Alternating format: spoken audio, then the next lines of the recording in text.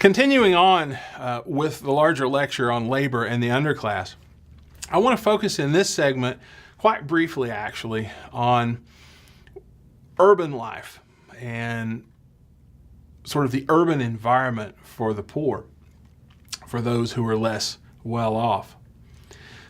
When we talk about the city, understand that the city is nothing new to the United States.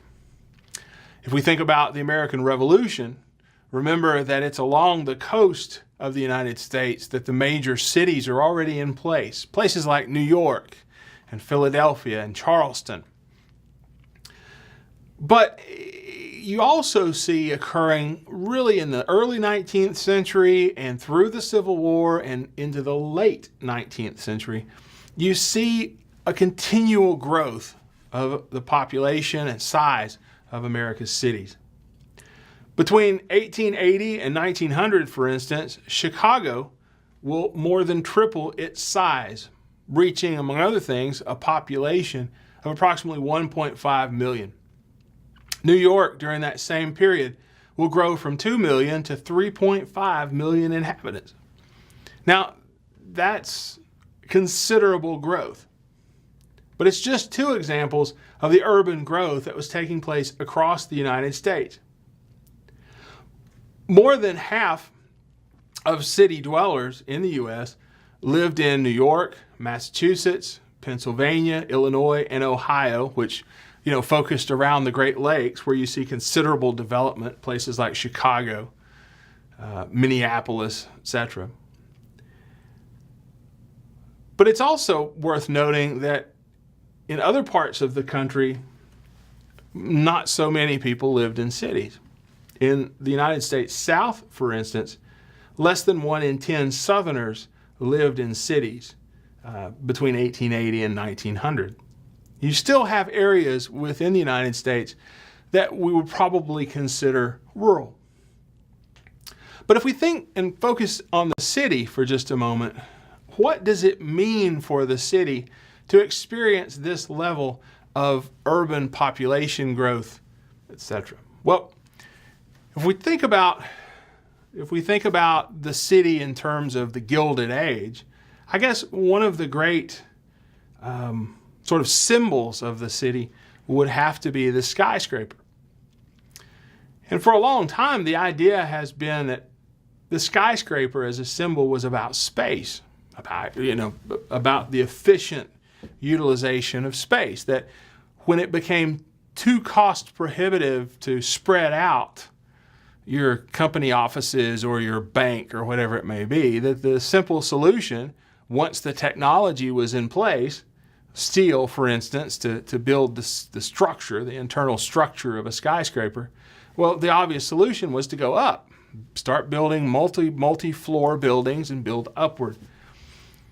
I think more recently, cultural historians have suggested what shaped its architecture was indeed cultural. There were ideas influencing the decisions made by the movers and shakers of urban America. And it wasn't just a matter of the limitations of space. It wasn't simply material. It wasn't simply technological.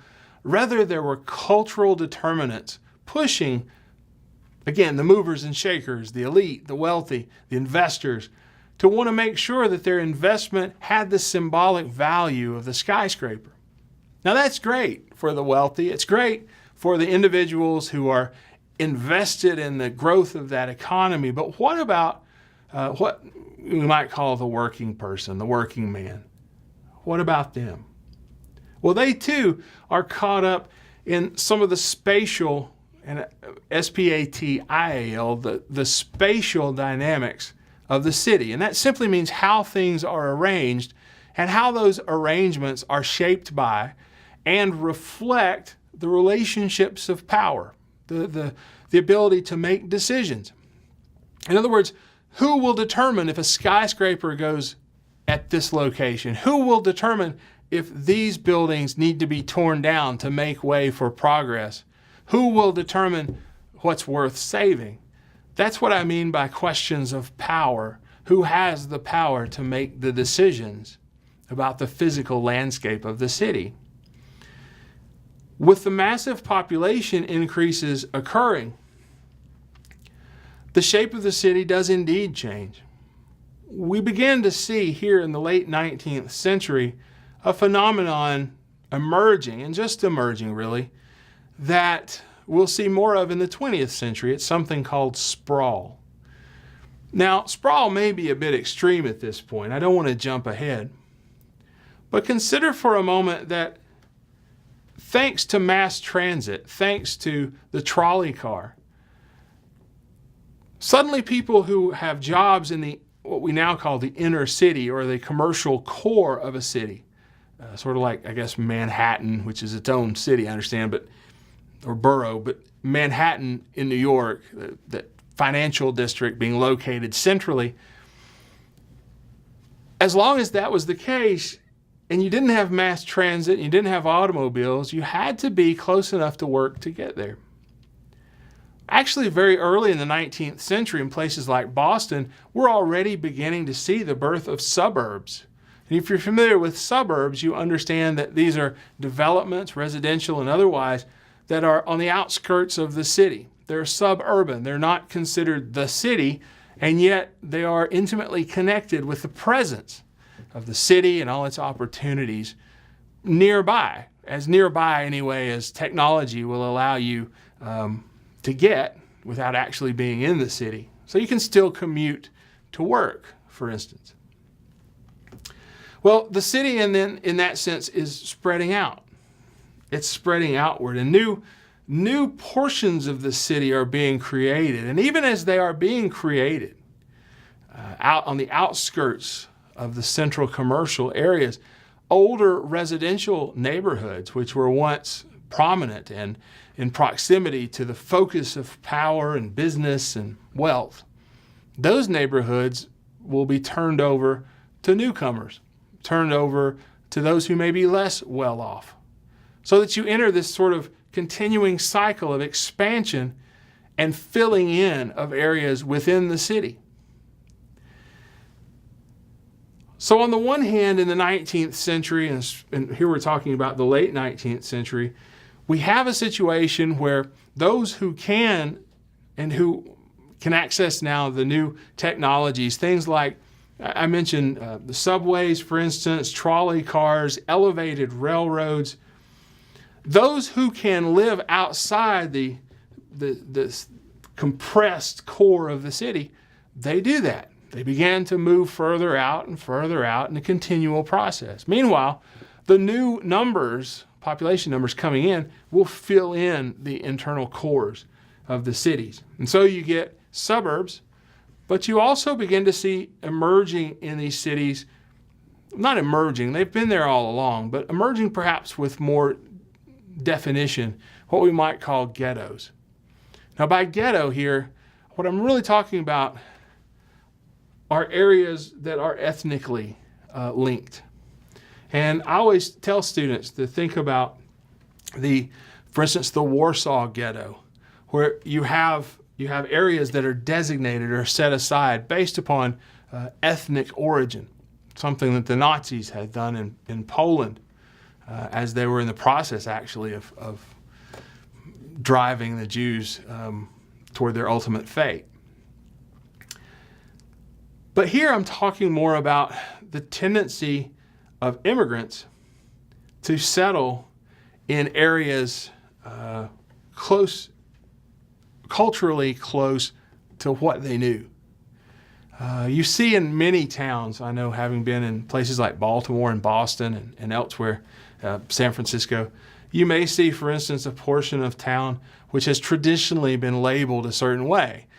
Say a Chinatown or Little Italy, or neighborhoods that people recognize as having a particular ethnic history.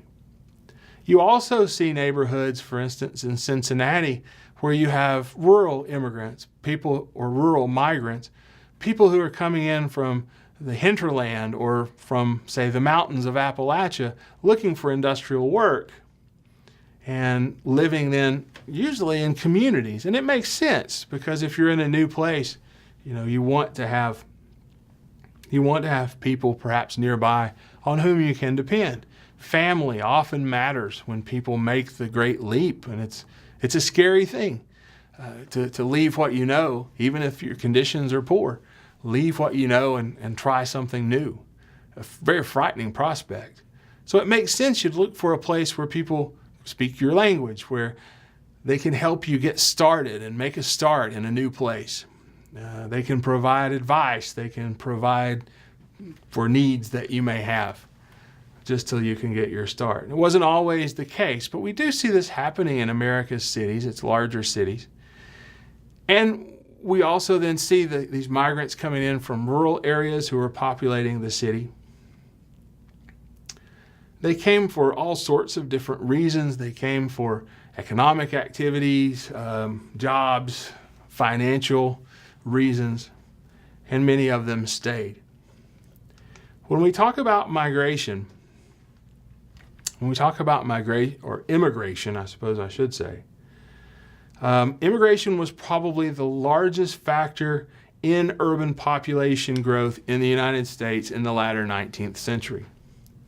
In terms of numbers, understand that probably over the course of the late 19th century, millions of immigrants entered the United States. The first wave of immigration, and by wave I mean large numbers, probably goes back to the 1840s or so, coming predominantly from Northern and Western Europe. But in the 1880s, we began to see a second wave emerging, post-Civil War. Whereas the initial wave would have included places like Ireland, the second wave tended to be focused more from Eastern and Southern Europe. And it's notable, and we'll come back to this, that the arrival of these kind of new ethnic groups in the United States created a great deal of fear. There were indications of, and we'll talk more about it, but indications of radicalism, radical ideas associated with particular populations within Europe. And all of those cultural pieces, all that cultural baggage sort of traveled with many of these immigrants as they made their way into the United States. The averages for these immigrants, most were between 15 and 39 years old during this period of the late 19th century, and they were male. Their motivation for leaving had been largely family. They weren't necessarily overtly coming to start a new revolution. Rather, their family concerns, usually economic, had driven them to seek opportunity. And they believed that the United States was one of the places, or the place, they should come to find that opportunity. Their goal was to either here or back in Europe to provide. But we can't just talk about immigration of Europeans. We also have to think about Asia. Consider the number of Asian immigrants who had come into this country in the late 19th century, who had worked on railroads, who had worked on providing services in the mines of California, the mines of the American West. We also have a constant movement of people of Hispanic origins ethnically. So it's really a great deal ethnically going on in the United States, not just from Europe. Now, once you arrive, of course, you confront all sorts of problems. One, your own lack of funds. You're starting out with virtually nothing. There could be language barriers, and they're more problematic for some groups than for others. That's why I suggested that while we think about many times these groups filling in sort of the lesser or the portions of cities that are being abandoned as your wealthier individuals push further and further out from the central commercial core, we can also think in terms of enclaves. The term that I suggested there is ghettos, but we can think in terms of enclaves. Places where the culture is recognizable, whether it's Germans, whether it's Italians, whatever it may be. 1870 to 1920, to throw out one more quick factoid, the United States moved. And this is part of the cultural ramification, the cultural consequence of immigration. But 1870 to 1920, the United States moved from being basically a Protestant nation to a nation of considerable diversity religiously. Predominantly here, we're talking about Protestants, Catholics, and Jews. Again, you've got to think about change and its impact on people. When I talk about fear, understand the degree, I guess, what I'm trying to get at. Understand the degree to which fear emanates from what we don't understand. When the things that perhaps we've taken for granted as natural, as just the way things are, suddenly come under attack or suddenly seem to be flaking away, falling away, as if they were made of sand all along, as if they were never particularly firm. That's the experience here.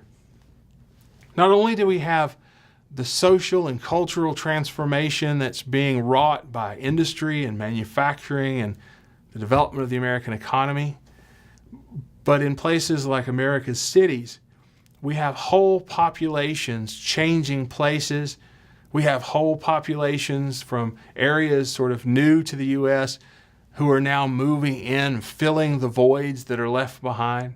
They bring unique cultures, unique ideas, ways of doing things, language. You put it all together and understand that the late 19th century is not what follows the Civil War. But in another and perhaps more important way, it is an era of considerable transformation in the United States. A transformation that I will argue will ultimately lead toward a number of political movements and other movements in this country.